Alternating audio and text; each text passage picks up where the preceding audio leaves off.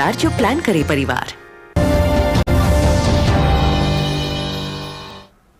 Thanks for staying with Newsnight. In focus tonight on the show, development push for Bundelkhand. We are going to talk about the big takeaways of Prime Minister's outreach to the students today when he talked about Atmanirbharta in agricultural sector, when he talked about farmers not only as producers but entrepreneurs, and also integrating scientific knowledge with agriculture, and a massive development pitch for Bundelkhand district in UP.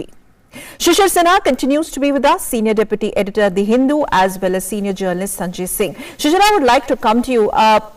Quick analysis of the big takeaways, if you would start with that. When Prime Minister talked about what he really means when he says Atmanirbharta in agricultural sector. It's not about producing food grains, but also the way he spoke extensively about integrating technology with agriculture and including this in a school curriculum. Do you see that as a very unprecedented thought process coming from Prime Minister? Because we're really talking about out-of-the-box ideas in this space. Certainly, if you take the GDP composition, it's a composition says that industry has a share of almost 29%, services has 54%, and agriculture has 17%.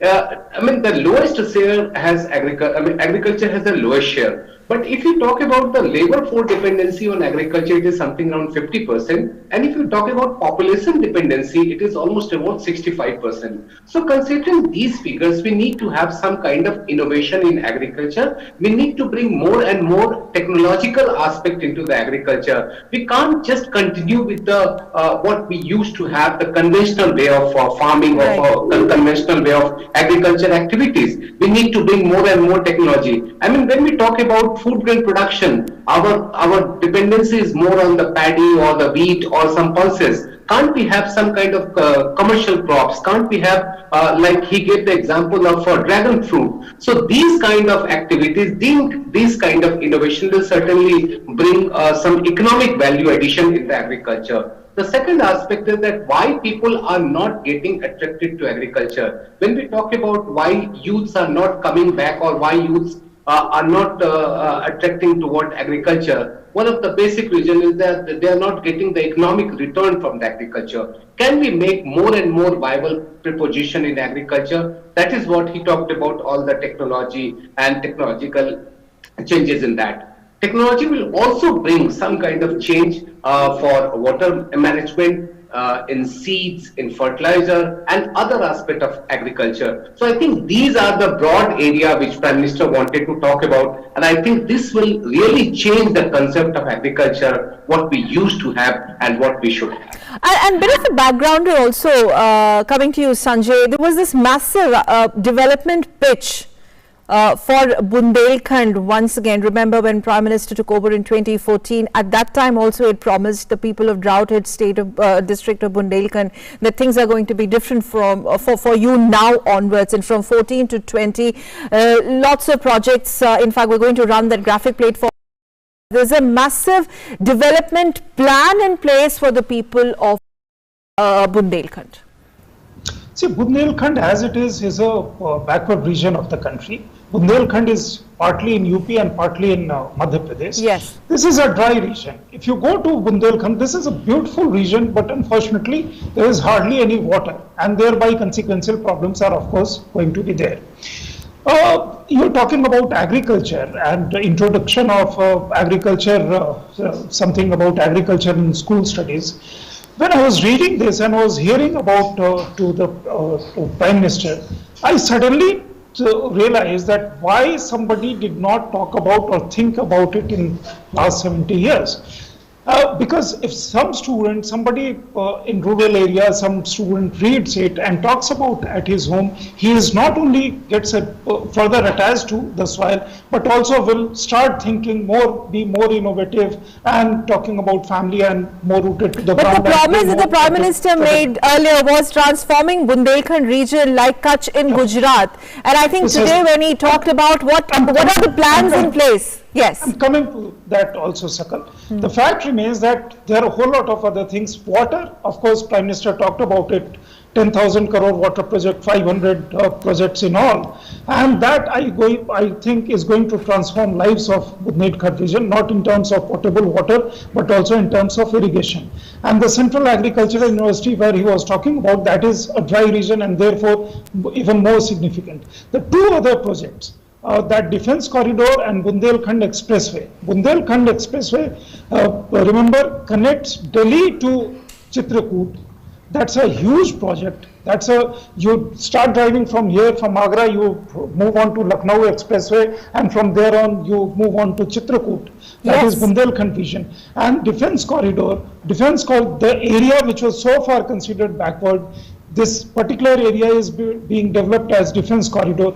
You cannot imagine how this area is going to be transformed in years to come. This not only brings more industry, more investment, but also the economic and social transformation that is going to bring to the region, because once these industries moves, once the highway comes along, whole of ancillary economic activities also start coming up, and also socially and agriculture and land and so many things are there. So Bundelkhand, I think, is one example, could set to be one example for the rest of the country as to how an area can be developed and set as an example.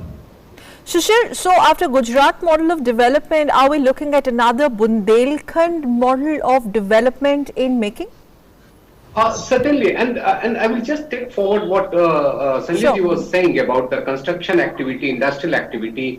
I mean, you can imagine that when the construction activity is going on, when the road is being constructed in a region, it provides some kind of support to almost 400 different kind of economic activities. So it is not just one road is being built or one building is constructed. It is also providing multiple opportunities to various kind of industries. And that is why when you are going to develop the region, it is going to provide support to various other industries. It is also going to provide employment opportunity also. So of course we will have a kind of development model, and especially in Bundelkhand, when you are starting with a potable water facility, because water is one of the biggest concern in that area. So when you are providing potable water facility, when you are bringing road to that area, when you are setting up a kind of corridor facility, that will a kind of holistic approach will be there, and that will certainly become a kind of model for the backward region. I think this is going to be a new model of economy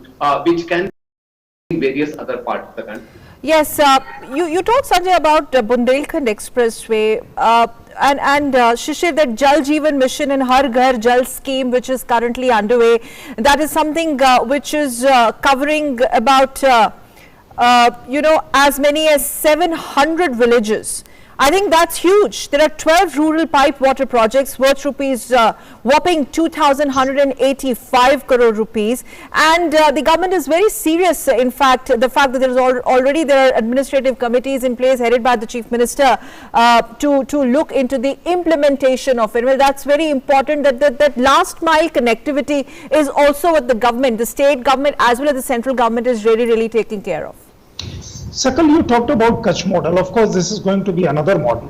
See, Bundelkhand for rest of the people, country connects with two things. A, Jhansi, with Jhansi ki Rani Lakshmi Bai, historically and spiritually, culturally and religiously. Chitrakoot connects with rest of the country with Lord Ram, Bhagwan Ram.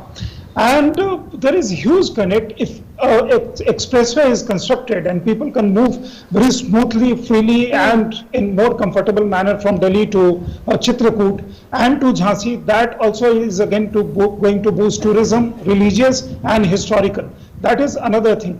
More so, to best of my knowledge, Uttar Pradesh government and union government have already started working about the companies which may uproot themselves from China and may invest in India. The government agencies here and there are already in process of talking to such companies which potentially may otherwise have invested in China and may exit from China post-COVID situation, and they could come to this particular region, this Bundelkhand region. That is one option besides Greater Noida region that is being offered to them. Okay, Shishir, Ministry of Tourism, in fact, is also they have these dedicated circuits, and they're also developing Bundelkhand under this incredible India tagline. They have wildlife circuit, spiritual heritage circuit. So all of that is also, besides the development aspect, the whole cultural heritage, restoring that identity of Bundelkhand, which was actually very conveniently, ignored by the previous UP regime. That's also on the anvil. Yeah, there are two aspects to that. When you talk about tourism is one area which gives a maximum number of employment. So if you see the migration from Bundelkhand to various other parts of country, can we stop that? Can we provide some kind of local employment? Tourism is one thing which can provide that. The second thing is that people are looking for alternative avenues. They don't want to go to the regular tourist spot. They want to go to the unusual or not very known tourist places. Yes. That Bundelkhand provide that opportunity, and that is why Ministry of Tourism is looking for developing a kind of infrastructure and also a kind of a system to develop Bundelkhand as one of the alternative tourism region in place of other very popular tourist spots. All right, on that note, thank you very much, Shishir Sinha, Senior Deputy Editor, The Hindu, and senior journalist Sanjay Singh, both of you gentlemen.